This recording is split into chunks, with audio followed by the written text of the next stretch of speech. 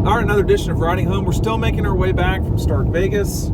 Georgia is the number one team in the country again, Ryan. I normally do these videos a little earlier in the day, but it is what it is. We just had the really fun meeting with Jeff Foxworthy at the Barnes & Noble. Very successful. Thank you to everybody who came out. It was quite a crowd. Number one, that's about right.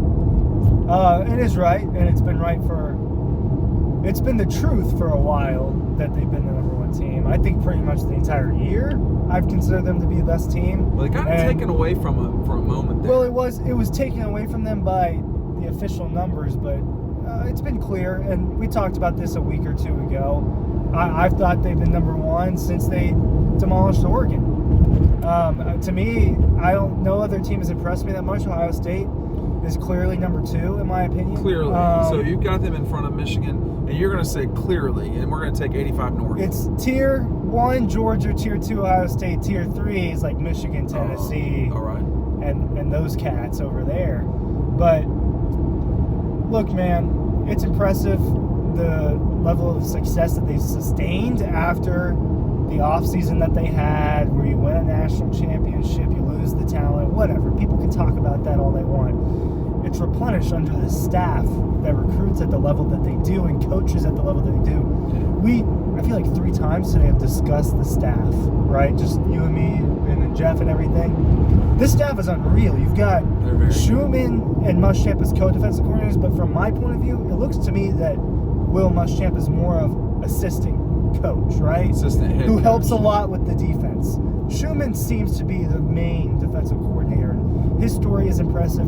Todd Monken is, if he's not one, he's 2 or 3 as far as best offensive coordinators in college football. This program, it is the best program in college football right now. It is the best program, and one thing that we were talking about during the event at Barnes & Noble was, you got to win the right games from here on out now. Like, you can lose. It's not ideal. You can lose.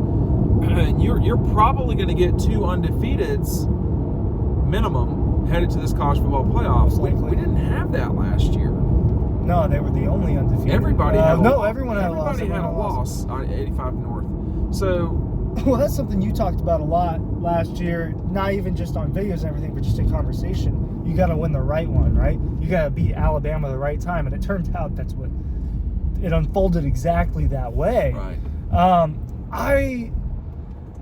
Hey man, I'm about to say something maybe a little hot. Here we go. You ready? Here we go. I feel more confident 10 games into this right now that they're going to win the national championship than I did 10 games into last year. Oh, yeah. Yeah. I mean, and last year, with the generational defense and everything, and I was really confident, like, even in the offseason.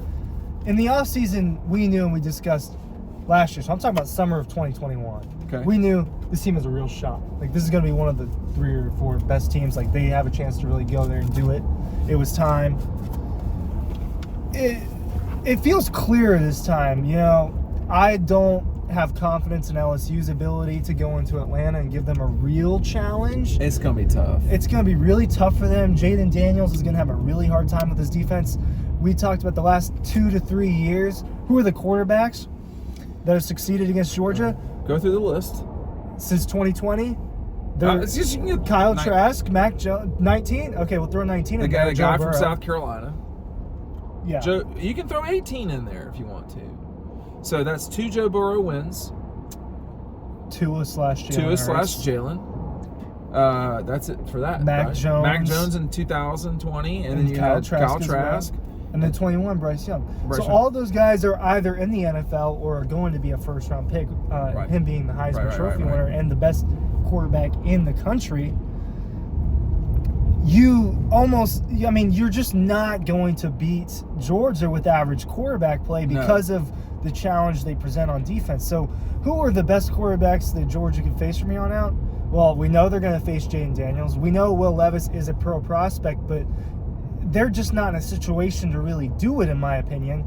So Jaden Daniels has the opportunity. He's okay. I mean, he's not bad.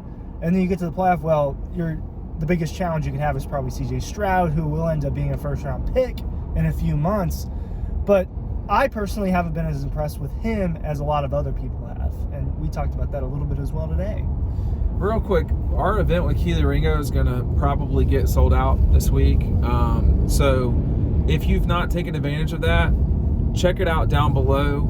It's going to be at Red Zone a week from today on Sunday. We're going to start the event promptly at 5:30. All of you who have ordered, I'll be emailing you shortly. But it's a great event with Kelee Ringo. This is just not something that's been, something.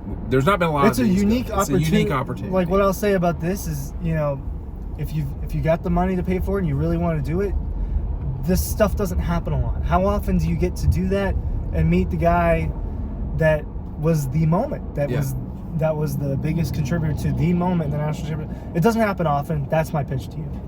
It's a great pitch.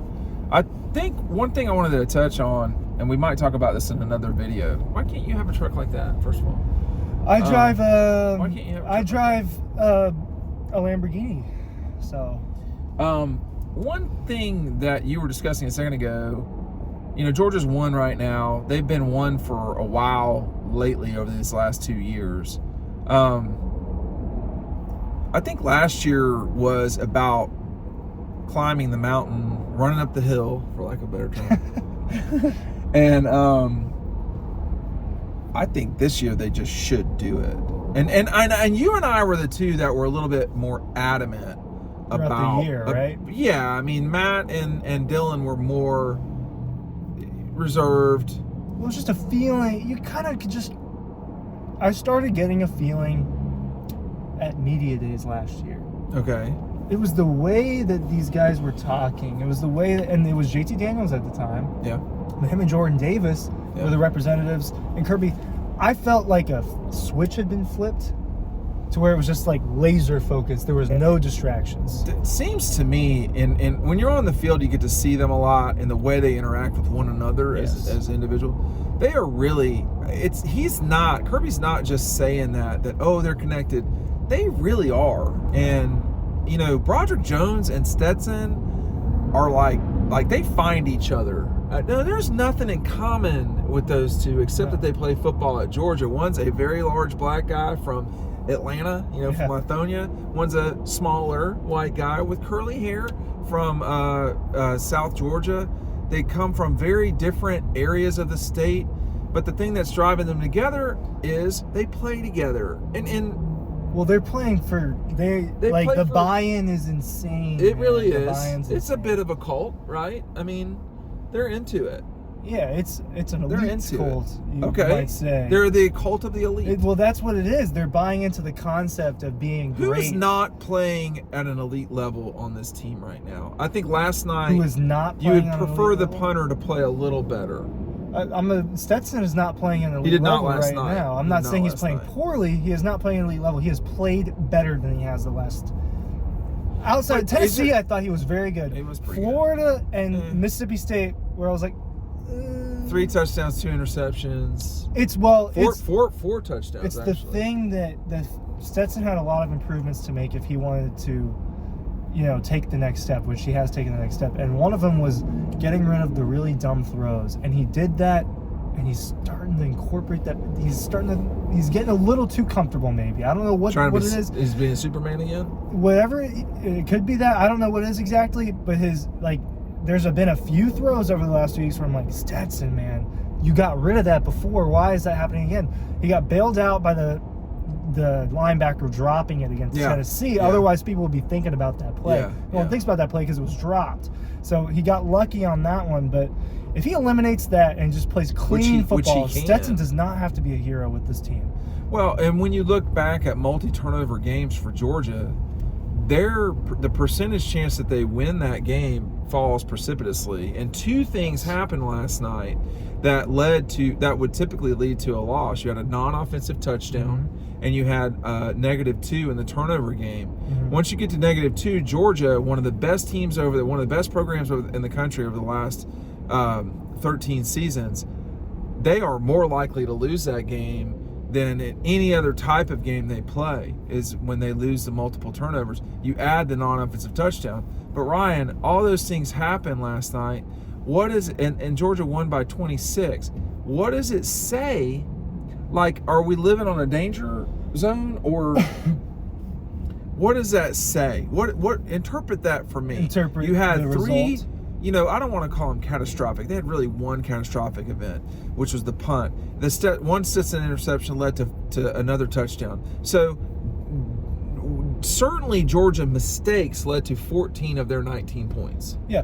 So well, it wasn't 14, but you get my point. Last night was as great 13. of an example as any all year. That just shows how much better they are than anyone else. So they certainly could have won that game. They had 45? They could have won that game 45-6. Yeah, no, Georgia has the capability of putting up 60 every game, and they have the capability of shutting you out. Now, those two things are very rarely going to happen in the same game, and rarely exclusively happen. But that's Georgia's range, is they could beat you 60-0, right? So if they're shooting themselves in the foot and giving up plays that they normally wouldn't give up, and you're winning by 26 on the road at night in 38-degree weather, That was so bad. I mean, there's a lot of factors that were against them in that, and it felt like they stumbled into a 26-point victory. I'm going to wrap it like this. They're going to play in 30-degree weather next week. It's going to be in mid-30s. It's going to be a very Not atypical good. game where I think we're going to see a lot. So here's the problem. Last night I thought, okay, you should run this thing out. You should just run down their throat. Well, they really weren't successful in the run game outside of 2 runs. The Kendall Milton one at the end of the game where it was already pretty much set in stone, Right. and the Ladd McConkey double reverse play. Right. So those were 2 big runs. But outside of that, they weren't getting anything on the ground. They had a hard time in between the tackles. The guard play was okay for Georgia last night. That's where you saw the struggle. They had better running on the edge, but I think next week that has to be your number one fix. But I You've think got to run more effectively next week. If you cannot beat a Kentucky team, well, they will. They'll beat Kentucky.